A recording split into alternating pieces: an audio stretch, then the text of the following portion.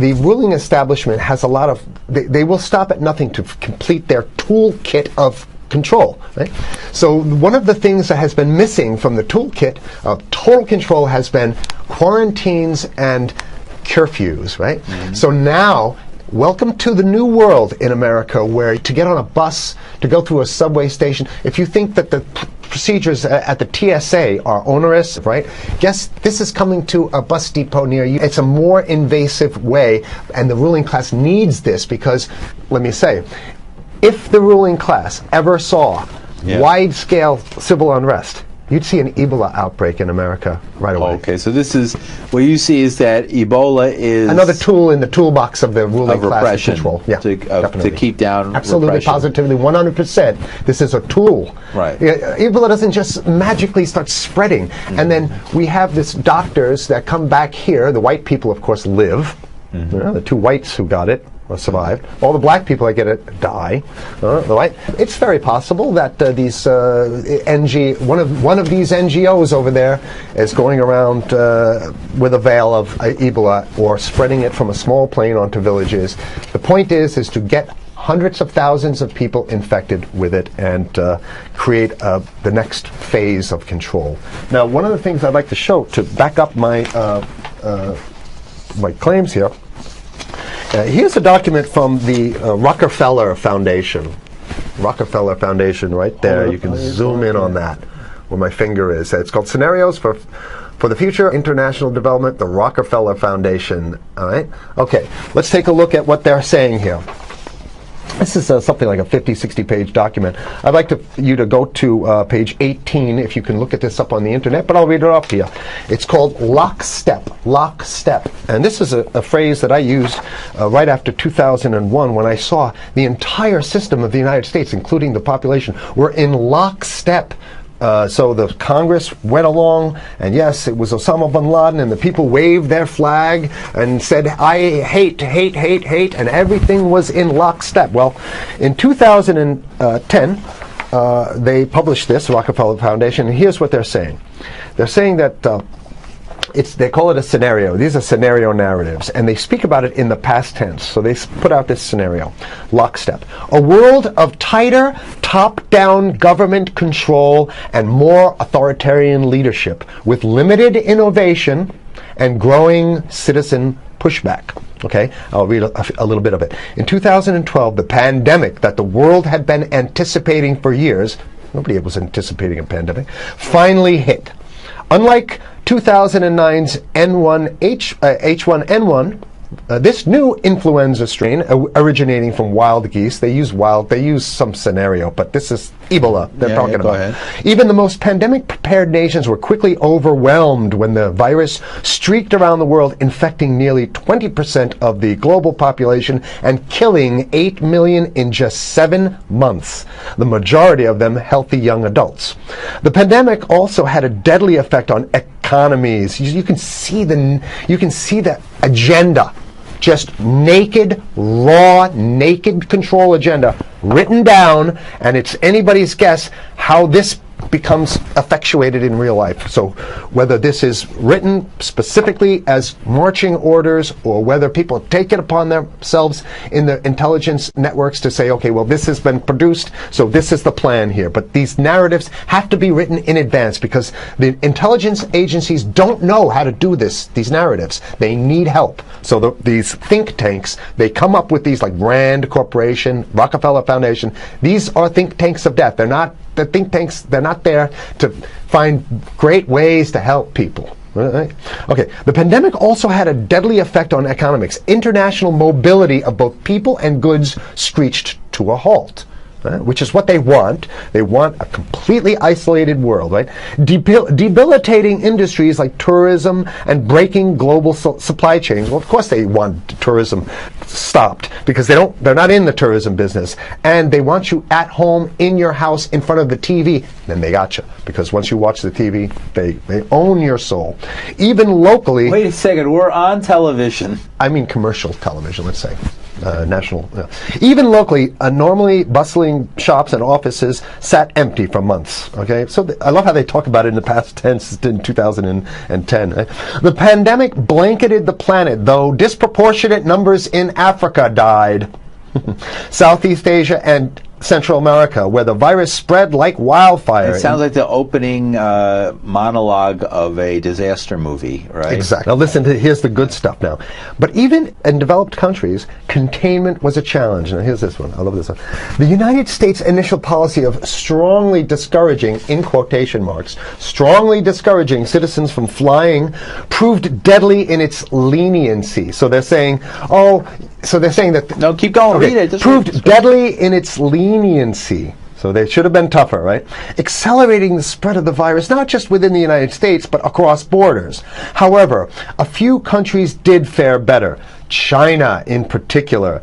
The Chinese government's quick imposition and enforcement of mandatory quarantine for all citizens, as well as its instant and near hermetic sealing off of all borders, saved millions of lives, stopping the spread of virus far earlier than in other countries. So the message is here is we have to look towards the Chinese, the oppressive totalitarian Chinese regime as an example of what we need to be doing here. And of course, the ruling class here loves the Chinese regime because they have demonstrated to the ruling class the most efficient form of capitalism, which is authoritarian capitalism. So we have capitalism, but unfortunately we have this veil. I get it. We have this veil of democracy. This is very interesting. This is continue on. Okay.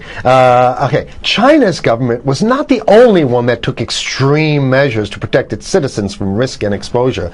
During the pandemic, national leaders around the world flexed their muscles, flexed their authority, and imposed airtight rules and restrictions. You can see the agenda. Go. Okay. From the mandatory wearing of face masks to body temperature checks at the entries to communal spaces like that's what's happening right now. Yeah, but soon it's going to be like body. It'll be at the subway. Yeah, is that what you're saying? We'll be going through this in the to get on the buses and the subway, absolutely, things positively. like that. And what this means though is don't think about having a cigarette, a joint on you, or basically you can't. This is a dragnet for everything. So if in order for you in other words, just like with stop and frisk, this is ultimate stop and frisk. This is the ultimate cavity stop and frisk, cavity search kind of thing. All right, so during the pandemic, national leaders around the world flex their authority. Now there's some good stuff. Listen to this. And even supermarkets, they want body checks at supermarkets. Okay, so basically what they're saying is they're building a system where every move you make, you got to go through them. You can't get food. Well, how about if you go to the farmer's market? Right. Here's the good stuff now. I mean, it just keeps getting better. Even after the pandemic faded, this more authoritarian control and oversight of citizens and their activities stuck. And even intensified. That's the whole point. So they're going to get rid of... Didn't that happen already with 9/11? Of course. 9/11 was how many? 14 years ago, and we still have all these draconian rules. So they're going to put the body cavity USA searches Patriot in. And all That's right. Stuff. So in order to get to a supermarket, you got to have a body cavity search, and then when there's no more Ebola, well, you know what? We kind of like this way because we have an complete infrastructure of a control grid. In order to protect themselves from the spread of increasingly global problems, from pandemics and national terrorism to environmental crisis and rising poverty, leaders around the world took a firmer grip on power. Well, what the hell would rising poverty have anything to do with imposing strict citizen controls with face masks? So they're very sloppy stuff here. At first, the notion of a more controlled world gained wide acceptance and approval. I'm sorry. Nobody likes this stuff. They're just saying it. No, I have to provide analysis. Only because we only have 5 minutes left, so that's Oh my God, okay. Citizens willingly gave up some of their sovereignty and their privacy to more paternalistic states in exchange for greater safety and stability. I mean, that's just a complete naked contradiction to the famous saying that if you think you're going to give up a little bit of security, I mean, if you're going to give up your freedom for security, you're going to get neither. That's the long-standing thing. And here what they're doing is They're not even ashamed or embarrassed to absolutely say the exact opposite. They're saying, yes, we all want to give up our privacy and sovereignty for more stability and security and stability. So you don't get that. When you give it up like that, you get the shaft. Can you show us the cover again of what you were just reading? One more time, and then I have two more documents. Right, this is what we were reading here, and just zoom in a little bit so folks can see it. He'll zoom in, don't worry, you can relax. And scenarios for the future of technology and international development. Okay, now I have two more documents. Keep it zoomed.